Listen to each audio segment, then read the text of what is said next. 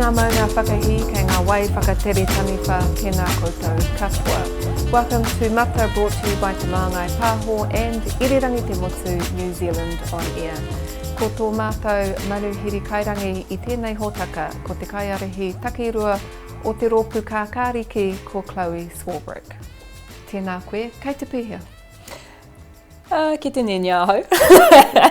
I'm doing all right. I mean, there's a lot of fights to fight at the moment, isn't there? But yeah, I'm also feeling really inspired. I've had the privilege of going around the country recently and talking to people about the kind of world that we can create if we all decide to work together.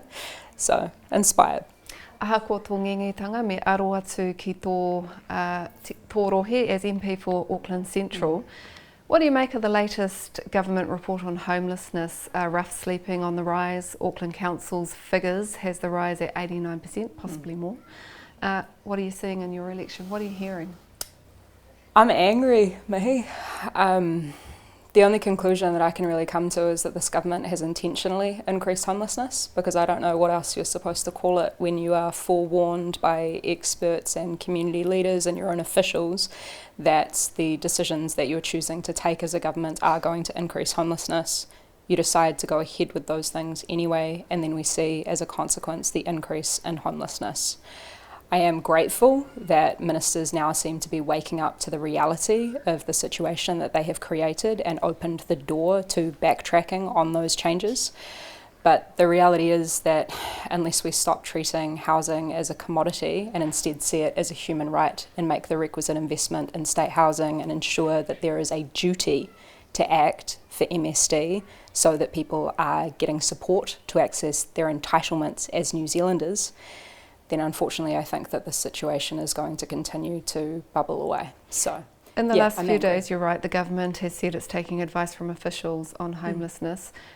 Do you see that leading to tangible change in the policy? Well, if the government were to reverse, for example, its emergency housing changes where it now requires people to prove that they have not contributed to their own homelessness, then yes, we would remove one of the barriers for people accessing emergency housing.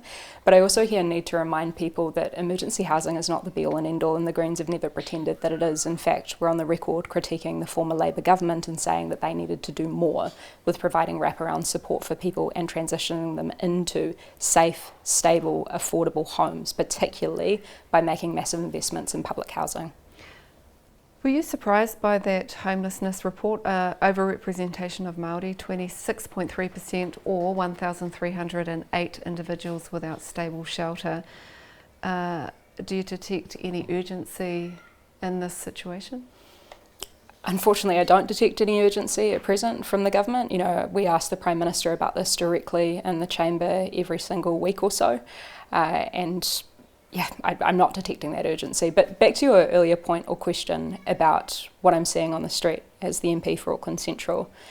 You know, we can talk until we're blue in the face about the data and the stats and the evidence, but this is why I've asked the Prime Minister to come to the streets of Auckland Central, to Karangahape Road or down Waihori 2 Queen Street, and to open his eyes and talk to the people who his decisions have made homeless, because you can't walk around any major centre in this country at the moment and not see that the problem is getting worse. 600 children under 15 are living rough on the streets of Tāmaki Makaurau. Earlier this year, the government announced changes to the job seekers and emergency benefits for 18 and 19-year-olds will come into effect 2027. How will those changes impact these already vulnerable rangatahi who don't have safe accommodation?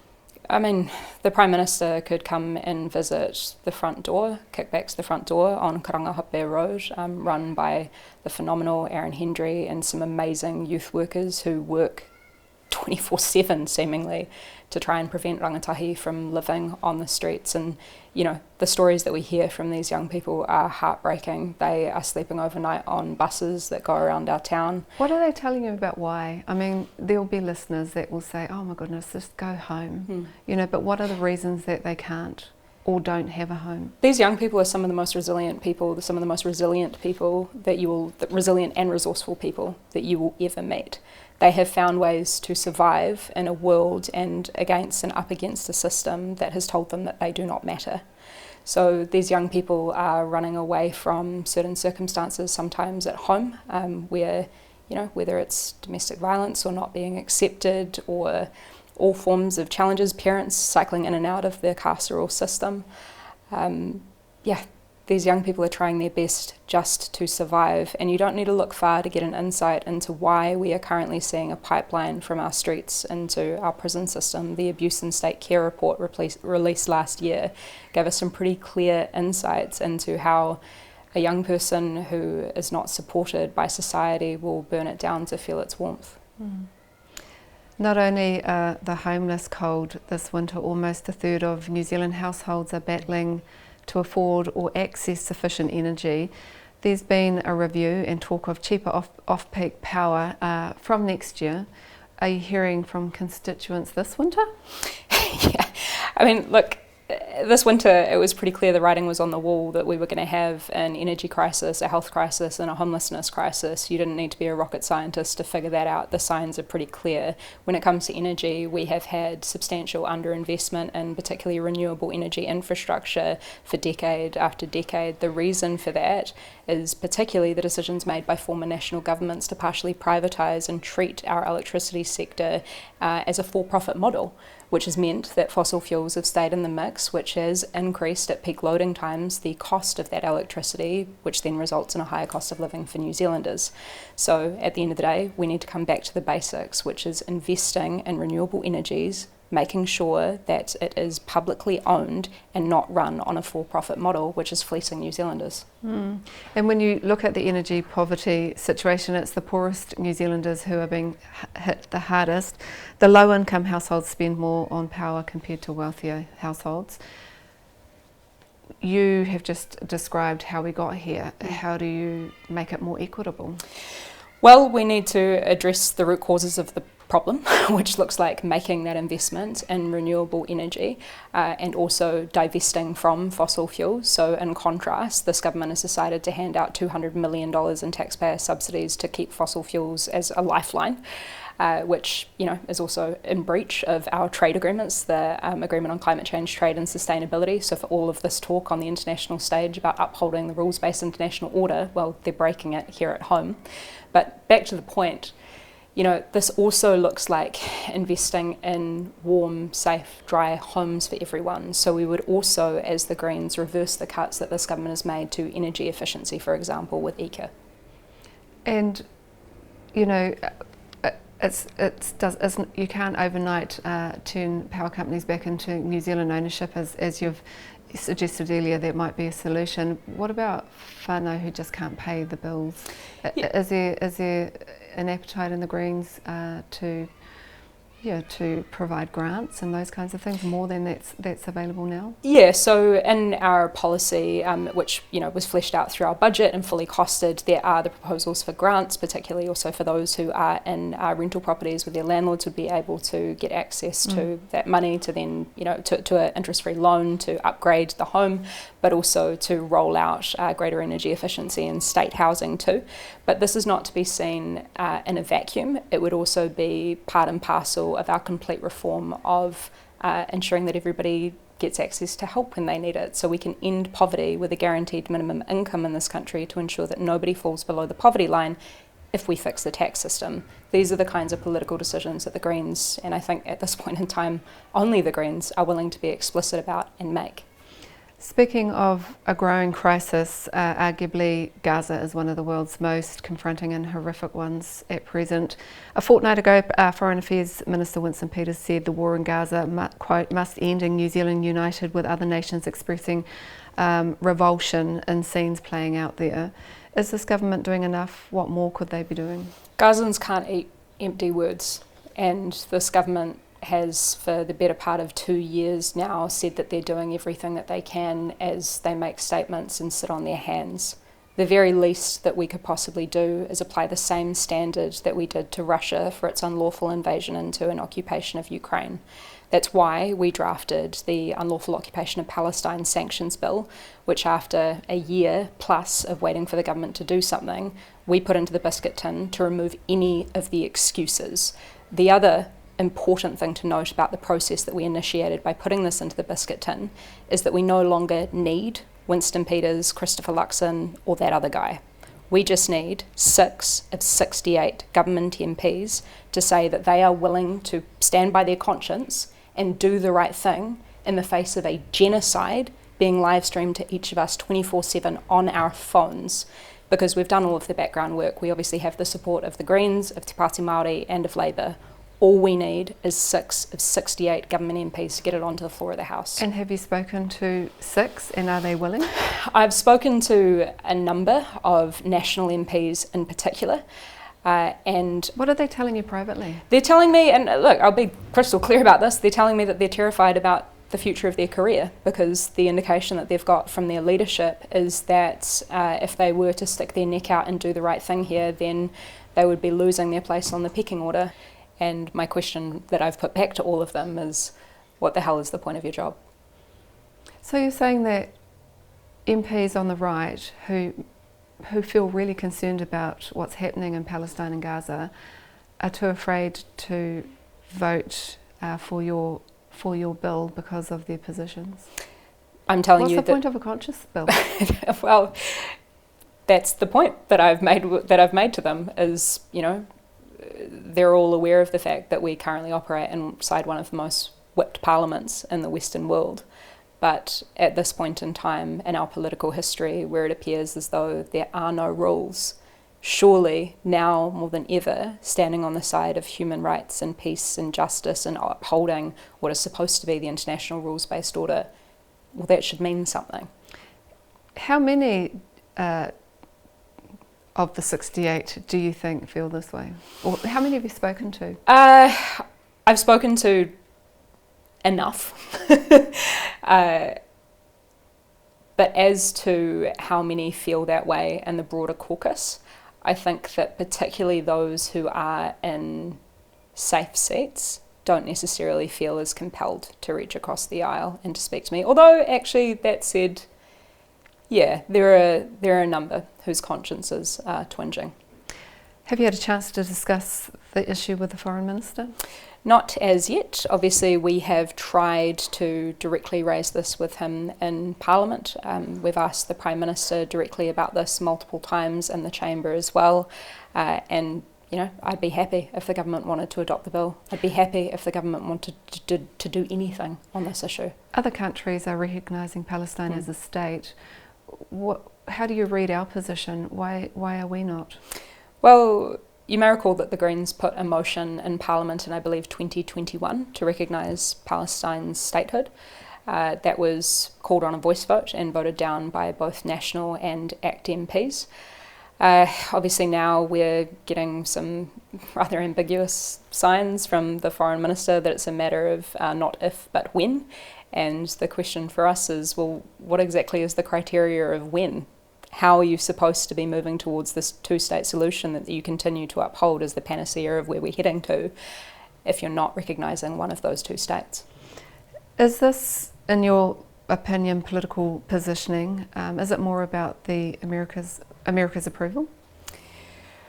I mean, there's obviously a few different conclusions that you can draw from it. I find it interesting that we're seeing a lot of our traditional allies, I mean, albeit qualified from the likes of, you know, the UK and France and others who are moving towards recognising Palestinian statehood, yet our government's still lagging behind. I think definitely that relationship with America and the positioning that has occurred under this government could absolutely be one key feature. Last week, the US Federal Bureau of Investigation Director Kash Patel, a Trump appointee, announced opening a new dedicated office in Wellington. Do the Green Party know anything about this? We didn't know anything about it before it happened, no. And what do you make of it? I mean, look, we have to be straight up about the fact that I think all of us who have been aware of the way that, you know, the FBI and the Five Eyes have been operating for a long time now, that FBI agents have been operating in this country for a long time. But the move to open this office is a clear, explicit, intentional signal of us tying our hands closer to an increasingly unhinged Trump administration. Should something so significant be approached in a cross-party way? I would have hoped so. We have a by-election local government elections coming up shortly. The coalition is wanting to remove the election day voting enrolments that were put in place in 2020. 2023? 2020. 2020 or 2020? I think it was 2020 that they were changed. Yes. Maybe it came into effect in 2023. Came into effect in 2023, kia ora. And also rolled back the period in which New Zealanders can enrol or change roles. And take away prisoner voting rights. And take away prisoner voting rights. Analysis by the Electoral Commission suggests that those affected by this change will be disproportionately likely to be Maori, Asian, Pacifica and also young voters, many of which live in your electorate. What impact will it have, those changes in your electorate? Why would you want to make it hard to vote? That's kind of my first question for the government. We've heard some strong man words from the Deputy Prime Minister punching down on those who are enrolling and voting on the same day. And yeah, it's just full mask off voter suppression, right? After spending the last 18 months intentionally growing inequality and economically dispossessing people, which undermines democracy in its own way, they're now just going full mask off cartoon villain about it. And yeah, I don't understand how anybody who wants to occupy a position of privilege and power in our parliament can hand on heart say that they are doing the right thing and standing for democracy if they're knowingly disenfranchising people. I mean, there'll be a lot of discussion. You've got your AGM coming up shortly, but are there certain laws that have been, pushed through that your leadership is saying we will be trying to, repeal this if we get into government? Is this one of them? Oh yeah. Yeah, I mean, I think there's a pretty long list. I mean, when you're talking about voting rights, even Labour's, partial repeal of the complete prisoner voting ban, because we seem to have this chopping and changing again consistently whenever it's the red team or the blue team legacy parties leading our government. There is not a logical rationale for holding that line at the 3 years or under for prisoners. So anyway, that aside, yes, we would be repealing the likes of the fast-track legislation, obviously making it really clear that we would be reversing this government's position to reopen fossil fuel exploration and drilling. There's quite a long list that's mounting. This morning, a leaked cabinet paper to RNZ suggests the coalition has backed away from restricting alcohol sales from the current window, which is 7 a.m. in the morning to 11 p.m. at night, to a refined, was going to be 9 a.m. to 9 p.m. Your electorate has a number of alcohol stores, clubs and pubs, and its fair share of alcohol-related violence as well. What do you make of the U-turn? Straight up cronyism. I mean, after the government has been meeting with lobbyists from the fossil fuel sector, from the fishing sector, from the tobacco sector, and handing them out, the ticks off their checklist and repeating their rhetoric and their talking points, we've now got them doing the same for the alcohol industry.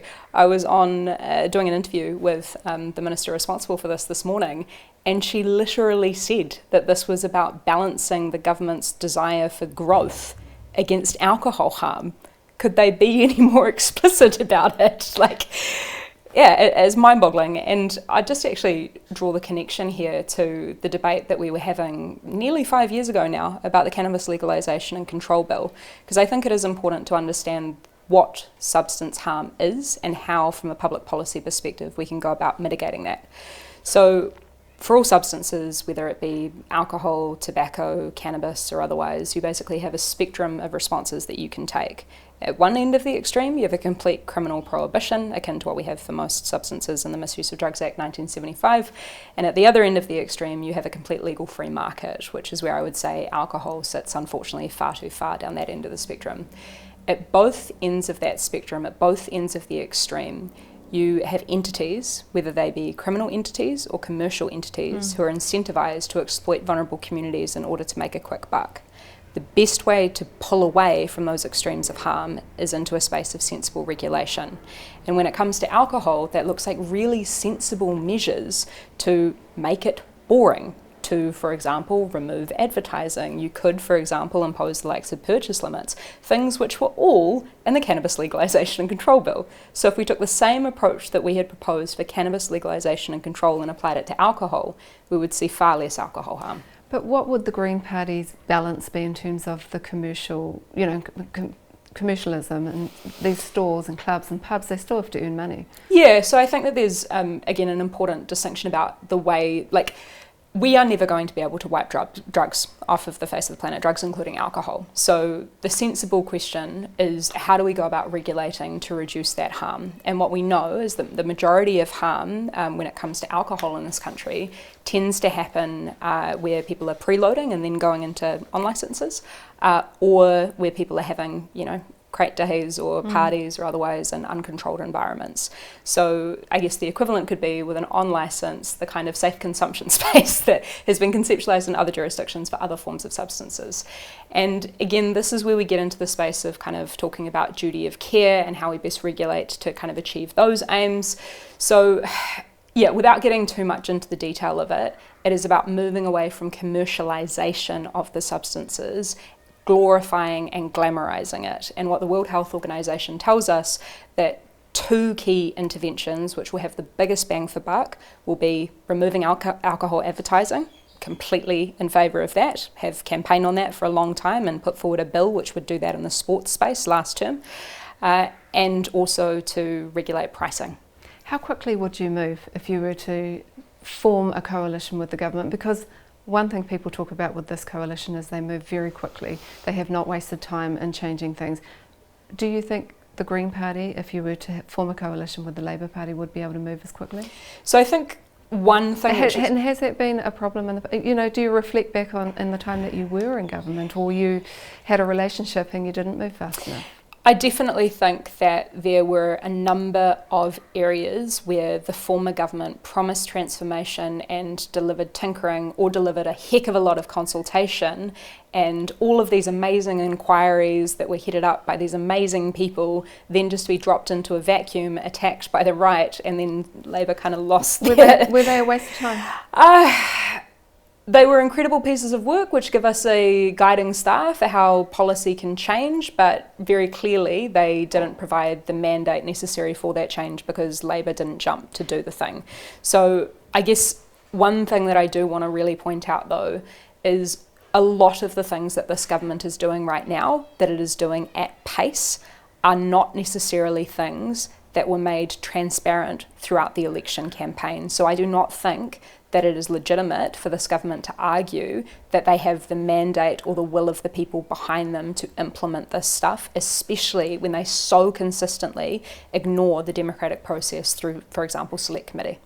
AGM this weekend for the Green Party, what is the kaupapa kōrero? It's going to be about the how. I've spent the better part of a decade talking about the data and evidence behind, the change that is so necessary to ensure that people and planet flourish. How are you going to do it? How we're going to do it is we're going to build trust. I stood at our AGM last year and spoke effectively about that, about how there is no point knowing that we are right if we are left clinging to our mountains of evidence when the last tree is cut down. What we actually have to do is not wring our hands about the missing million voters. We need to go out and we need to find them, and we need to build trust with them, not just when it's easy and convenient in election years, but outside of that, to know that they need to know that we're going to turn up time and time and time again and show proof of concept, working with them locally to get the kind of changes that they want, so that they believe that that stuff can be scaled up. And I believe that this is really an existential question for all political parties on the left, not just here at home, but across the world right now. What is the mahi that we are doing to build solidarity, to find common ground for common sense solutions that address people's real material needs, and focusing on just making that happen? And if you are successful in forming a coalition in the next government, more power for Green Party members, less of the backup singers? What do you mean, less of the backup singers? Well, having some ministerial positions. Oh, yeah. Do you think you got enough last time? No. So will that be something you'll be pushing for as co-leader?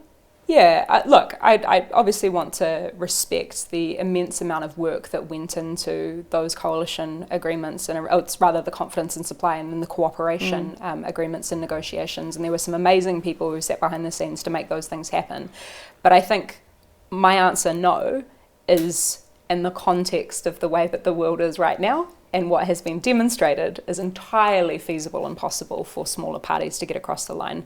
But if I can just be crystal clear, my aim is not just to be, our aim, the Greens' aim is not just to be the little brother in any form of coalition. We have very serious intent on leading, and that means setting the agenda and building the trust of communities, because no political party and no politician is entitled to anything.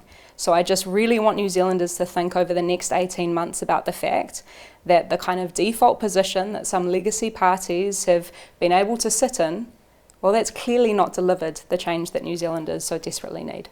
Just quickly before we end, Shane Jones is calling on the opposition to commit to honouring future consents under the fast-track legislation if you are successful in the next government. What's your position on the 384 projects already lodged under that law? There is no place for more mining for fossil fuels, more drilling for fossil fuels. There is no place for legislation They won't be honouring those consents? Well, I think we've been pretty clear about the fact that we are not interested in honouring things that have dishonoured the processes and the founding document of this country in the form of Te Tiriti o Waitangi. You can't honour something that's founded on dishonourable circumstances. Tēnā koe. I te whakarongo tātou kia Chlöe Swarbrick, kaiarihi takirua o te rōpū kākāriki e mihi ana ki te Māngai Pāho me irirangi te motu nā rāua tēnei hōtaka I taunaki. We'll be back with more mata in a fortnight. Nō moro mai.